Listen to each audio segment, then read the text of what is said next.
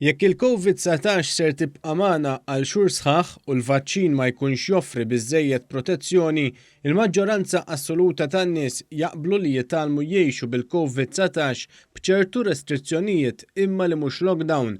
Hekk sab stħarriġ li jagħmel l-istatistiku Vincent Marmara li sab kif fost kampjun ta' 800 persuna 83.3% tan-nisa u kważi 90% tal-irġiel kienu ta' din l-opinjoni.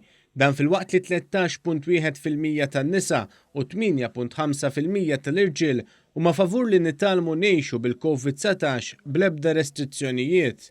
3.6% biss kemm tan-nisa u tal-irġiel uraw l-opinjoni li jekk il-COVID-19 tibqa' magħna, il-Gvern għandu jaqfel lill-poplu f'daru għal żmien twil. Stqarr li meta tħares lejn ir-riżultat skont l-etajiet, iż-żgħażagħ kienu l-iktar li jażlu li n-nies għandhom jidraw normalità ġdida. Meta wieħed ħares ftit skont l-etajiet naraw li ż-żgħażagħ kienu dawk l-aktar li qalu li għandna nadattaw għal din in-normalità ġdida mingħajr restrizzjoni ta' xejn, fl-istess ħin dawk ta' 60 sena u aktar l-aktar li qalu li l-poplu għandu jinżamm maqful f'daru għal żmien twil.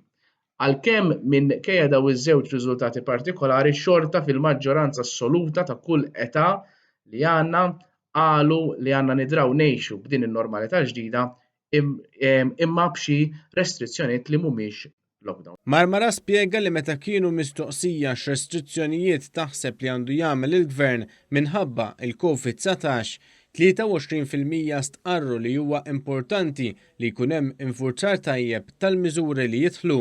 Oħrajn stqarrew li ma jitħallewx isiru attivitajiet tal-massa u li jsiru testijiet għall-virus fuq kull turist li jasal Malta.